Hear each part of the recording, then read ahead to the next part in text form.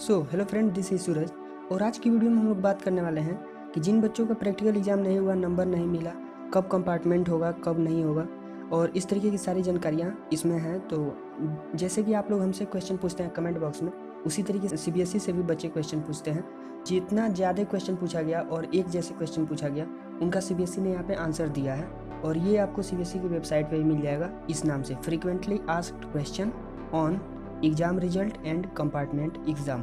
यानी कि रिजल्ट के बारे में और कंपार्टमेंट के बारे में जो सीबीएसई से बार बार क्वेश्चन पूछा गया है, उसका आंसर उन्होंने यहाँ पे दिया है। कुछ चीज़ें हमने पहले भी बता दिया है, तो चलिए हम लाइन से देख लेते हैं सारी चीज़ों को। तो पहले में बताया है कि what does the term RT in the marksheet mean, यानी कि आरटी का मतलब क्या होता है। तो हमने पहले ही बताया है कि आरटी का मतलब रिपीट इन थियरी होता है, जो कि पहले फेल इन थियरी के नाम से आता था।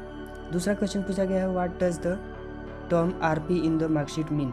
आरपी का मतलब क्या होता है, तो हमने ये भी बताया है कि रिपीट इन प्रैक्टिकल। और what does the term ER, ER का मतलब इसेंशियल रिपीट। और आर और L, result of few candidate has been declare as RL, RL some date is not available. यानी कि आरएल का मतलब होता है लेट रिजल्ट। तो कुछ बच्चों का रिजल्ट नहीं शो किया है, तो इसका मतलब क्या है कि आपका रिजल्ट शो करेगा। कुछ दिक्कत है, कुछ परेशानियाँ हैं, इस वजह से नहीं शो किया है, कुछ प्रॉब्लम होगी। पांचवा क्वेश्चन पूछा गया है कि in the marksheet private candidate practical marks are not reflected Y.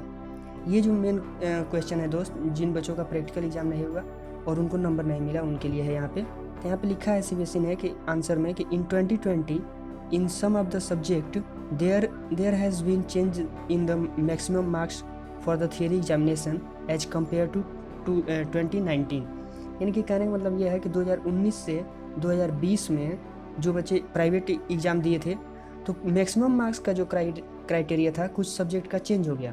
जैसे कि कुछ सब्जेक्ट में 2019 में 100 मार्क्स के हुए थे पेपर, लेकिन इसमें 80 मार्क्स के हुए, 80 मार्क्स के हुए। तो ये लिखा गया है कि कुछ क्राइटेरिया चेंज हो गया था।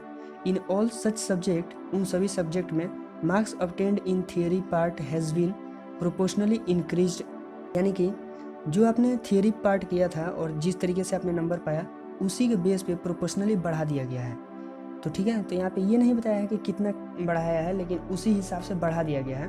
और यहाँ पे लिखा है कि increased mark has been added in the theory marks, यानी कि जो मार्क बढ़ाया गया है वो थियरी में ही आपको ऐड करके दे दिया गया है। And result has been declared, और रिजल्ट आपका घोषित कर दिया गया है।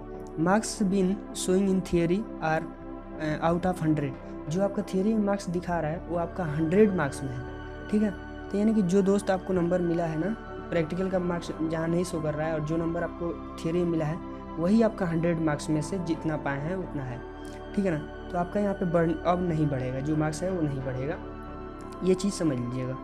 तो यहाँ पे देखिए 6वें में जो क्वेश्चन पूछा गया है कि व्हाट डज द पी, यानी कि पी का मतलब क्या है यहाँ पे। तो पी यहाँ पे लिखा है कि it is due to the programming error, same has now been rectified and it will not be reflected in the marksheet provided by the CBSE. यानी कहने का मतलब ये है कि पी का जो मतलब है वो प्रोग्रामिंग एरर हो गया है, कुछ टेक्निकल इशू हो गया है, और ये जो है आपको मतलब कि रेक्टिफाइड कर दिया जाएगा, हटा दिया जाएगा। जो आपका ओरिजिनल मार्कशीट आएगा ना सीबीएसई द्वारा, उसमें ये नहीं शो करेगा। और यहाँ पे जी का मतलब है वही है कि मतलब कि प्रोग्रामिंग एरर है, इसलिए वहाँ पे शो कर रहा है, ये हटा दिया जाएगा आपके रिजल्ट में। 9वें पॉइंट में इन्होंने कहा है कि what does the grade given against marks indicate. तो यहाँ पे है कि the grade are relative grade will vary from subject to subject every year, they are based on the number of candidate passing the subject details of this grade are provided at the back marksheet provided by CBSE.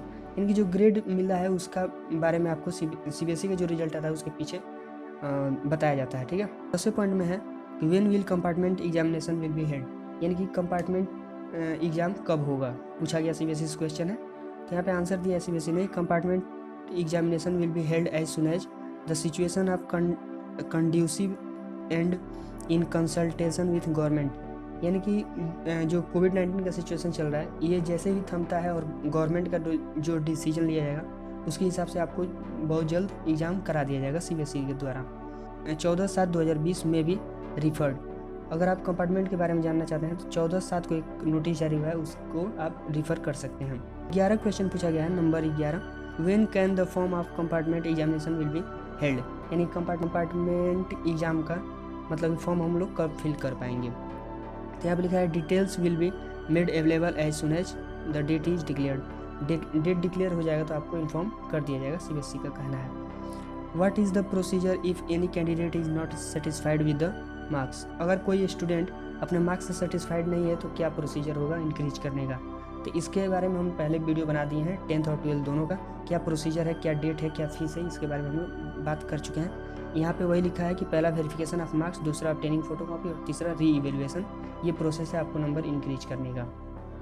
13वां question पूछा गया है कि can the mark will got verified without applying and paying fee, यानी कि बिना फ़ी पे किए और बिना अप्लाई किए क्या आपका नंबर बढ़ सकता है। तो यहाँ पे इनका कहना है कि no, there is no such procedure. इस तरीके का कोई प्रोसीजर यहाँ पे नहीं है, यानी आपको वेरिफिकेशन ऑफ मार्क्स वगैरह कराना होगा अगर आप नंबर बढ़ाना चाहते हैं तो। ठीक है, तो इस तरीके से सारी जानकारियाँ हैं यहाँ पे। तो आई होप कि आपको ये वीडियो पसंद आया होगा, सारी डाउट क्लियर हो गई होंगी कि प्रैक्टिकल होगा कि नहीं होगा, नंबर मिलेगा कि नहीं मिलेगा। ठीक है, और कंपार्टमेंट के भी बारे में आपको पता चल गया होगा। तो आई होप कि आपको ये वीडियो पसंद आया होगा दोस्त। वीडियो पसंद आया तो हमारे चैनल को सब्सक्राइब करके बेल आइकन को जरूर प्रेस कर लीजिए, क्योंकि हम इसी तरीके का नॉलेजेबल वीडियो आपके लिए लाने वाले हैं। So thanks for watching this video, bye.